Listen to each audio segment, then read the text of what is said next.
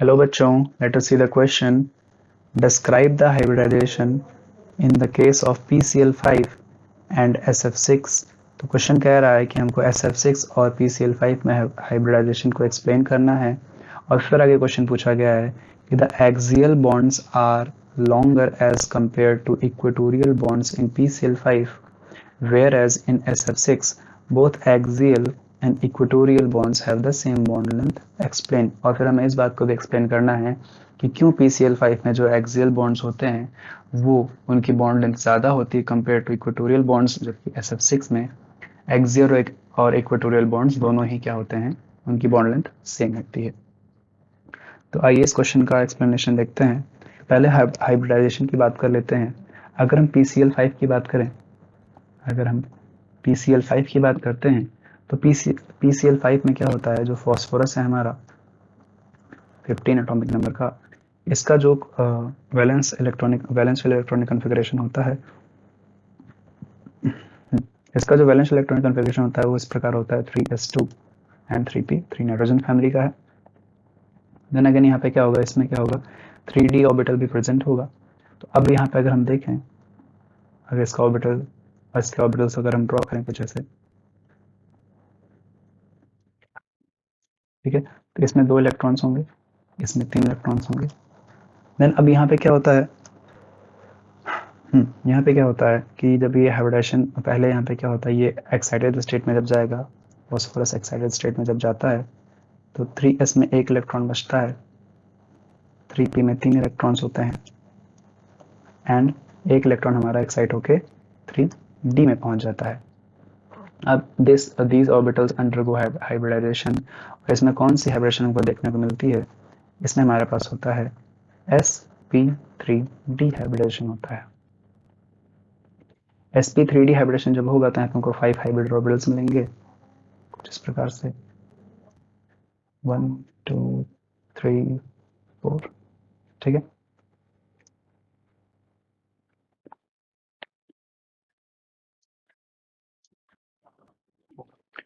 कुछ इस प्रकार से हमको 5 हाइब्रिड ऑर्बिटल्स मिलेंगे sp3d के, जिनमें सब में एक एक अनपेयर्ड इलेक्ट्रॉन आएगा एंड फिर यहाँ पे क्लोरीन एज अ लिगैंड आएगा एंड क्लोरीन अपना अपना एक इलेक्ट्रॉन देगा, 5 क्लोरीन एटम्स होंगे यहाँ पे,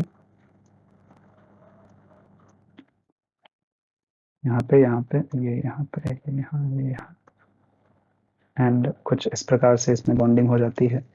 तो अगर यहाँ पे हम देखें, जो इसका हाइब्रिडाइजेशन होता है वो sp3d होता है और इसके करस्पॉन्डिंग जो इसका स्ट्रक्चर कुछ आता है वो ट्राइगोनल बाइपिरामिडल आता है, जिसमें क्या होता है कि 3 क्लोरीन के एटम्स क्या होते हैं, प्लेनर रहते हैं, और 2 क्लोरीन के एटम्स जो होते हैं वो एक्सियल बॉन्ड बनाते हैं, यानी कि एक अबव द प्लेन रहता है, एक बेलो द प्लेन रहता है।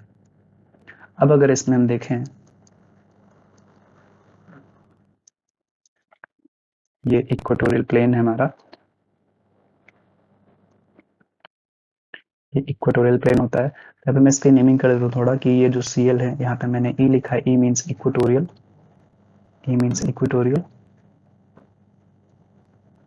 Sorry, and A means axial, और ये जो 2 क्लोरीन होंगे ACl जो मैंने लिखा है ये एक्सियल वाले हैं। यहाँ पे अगर हम इनके बॉन्ड एंगल्स की बात कर लें तो इनके जो बॉन्ड एंगल्स होते हैं, जो इक्वेटोरियल Cl के बीच में जो बॉन्ड्स होते हैं, ये हमारा 120 डिग्री का होता है, जबकि जो एक्सियल और इक्वेटोरियल के बीच में जो बॉन्ड एंगल होता है ये 90 डिग्री का होता है, क्योंकि अबव द प्लेन होता है, बेलो द प्लेन होता है, तो ये परपेंडिकुलर होते हैं एक दूसरे के। अब क्या होगा यहाँ पे, यहाँ पे ये कुछ ऐसा ट्राइगोनल बाइप्लेनर जो है, सॉरी, ट्राइगोनल बाइपिरामिडल ज्योमेट्री देखने को मिलती है। अब यहाँ पे हम देखें कि यहाँ पे जो एक्सियल बॉन्ड्स, जो यहाँ पे क्या होगा, जो एक्सियल बॉन्ड लेंथ होगी, बॉन्ड लेंथ जो एक्सियल होगी वो इक्वेटोरियल से ज़्यादा होती है। इस बात का एक्सप्लेनेशन कैसे मिलता है यहाँ पे, तो यहाँ पे अगर हम देखें कि जो एक्सियल वाले हमारे पास क्लोरीन एटम्स होते हैं, या जो एक्सियल जो बॉन्ड एंगल है, एक्सियल बॉन्ड एंगल क्या होता है, 90 डिग्री का होता है। अब इस 90 डिग्री की वजह से क्या होगा कि जो क्लोरीन एटम्स होंगे एक्सियल वाले, chlorine atoms on axial position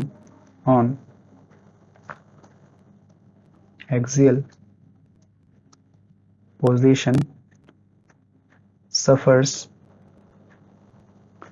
more electronic repulsive interactions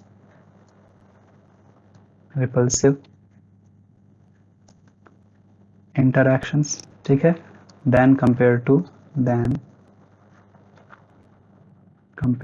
to जो क्लोरीन एटम्स हैं, chlorine atoms in equatorial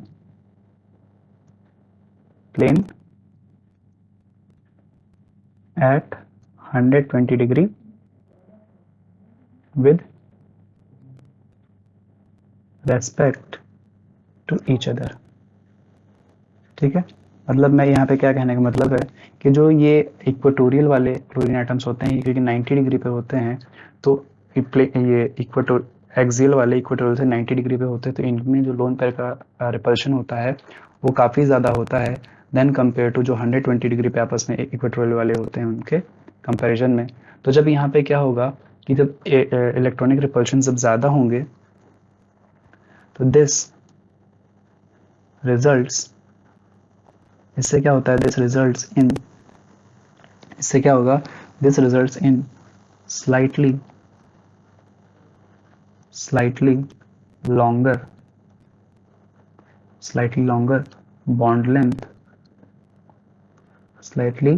longer bond length in axial position। तो इससे क्या होगा, इस रिपल्शंस को थोड़ा मिनिमाइज करने के लिए जो एक्सियल पोजीशन पे जो बॉन्ड लेंथ होती है वो थोड़ा स्लाइटली इंक्रीज कर जाती है, और जब बॉन्ड लेंथ इंक्रीज करती है तो क्या होता है, बॉन्ड स्ट्रेंथ वीक हो जाती है। This also weakens the axial bond strength। ठीक है, तो यही रीजन होता है कि जो एक्सियल वाले बॉन्ड लेंथ होती है वो लॉन्गर होती है देन कंपेयर टू इक्वेटोरियल। ये बॉन्ड लेंथ की मैं बात कर रहा हूँ, और जब बॉन्ड स्ट्रेंथ की मैं बात करूंगा तो एक्सियल वाले क्या हो जाएंगे, वीकर हो जाएंगे इक्वेटोरियल के कंपैरिजन में बॉन्ड स्ट्रेंथ। ठीक है, ये बात हो गई, ये PCl5 की बात हो गई। अब हम बात कर लेते हैं SF6 की, कि SF6 में फिर ऐसा होता है या ऐसा ये नहीं होता है SF6 में। ओके, तो अब अगर बात SF6 की जाए तो SF6 में क्या होता है, हेक्साफ्लोरोसल्फर। इसमें देखें जो सल्फर हमारा है, सल्फर 16 एटॉमिक नंबर होता है इसका। इसके कन्फिग्रेशन की बात करें अगर तो ये क्या होता है 3s2 3p4 एंड इसके पास भी 3d एम्प्टी ऑर्बिटल होता है। इसके कन्फिग्रेशन को अगर हम लिखें नौ जो है ग्राउंड स्टेट में, तो सल्फर का कैसा रहेगा 3s2 3p4 एंड यहाँ पे 3d0। ठीक है, यहाँ पे 2 इलेक्ट्रॉन्स 1 2 3 4। देन अगेन ये भी एक्साइटेड स्टेट में जब जाएगा तो यहाँ पे क्या होगा, एक इलेक्ट्रॉन s का जंप करेगा एंड एक इलेक्ट्रॉन p का जंप करेगा d में।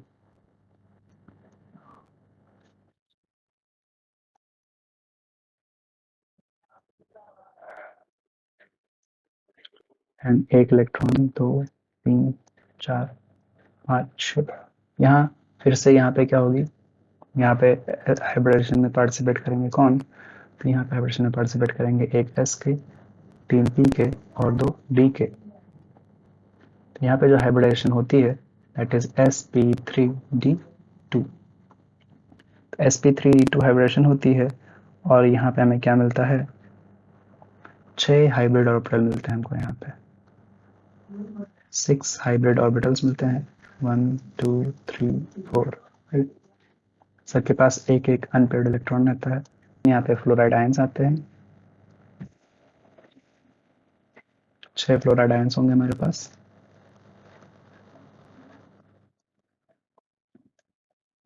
ठीक है, सभी अपना अपना एक इलेक्ट्रॉन देंगे।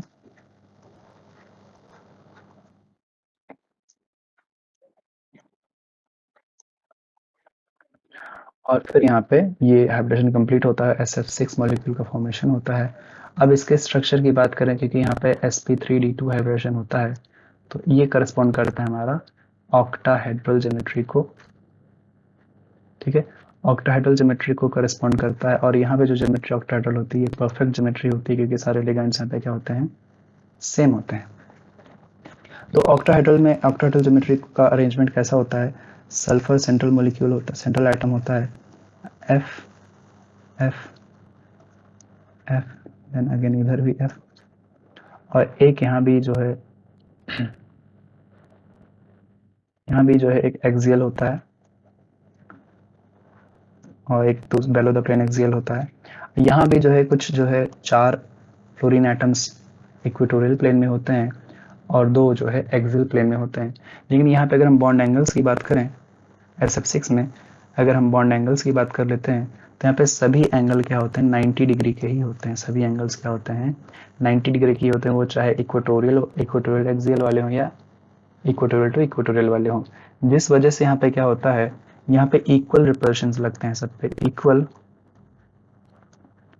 Amount of repulsive interactions on all fluorine atoms। तो सभी फ्लोरीन एटम्स पे equal amount of repulsive force लगने के कारण यहाँ पे जो सभी बॉन्ड लेंथ क्या होते हैं, सभी बॉन्ड लेंथ्स आर इक्वल, सभी बॉन्ड लेंथ्स क्या होंगे यहाँ पे फिर इक्वल होंगे। और इस वजह से जो है यहाँ पे क्या होगा, जो एक्सियल बॉन्ड लेंथ होगी वो इक्वल रहेगी इक्वेटोरियल बॉन्ड लेंथ के।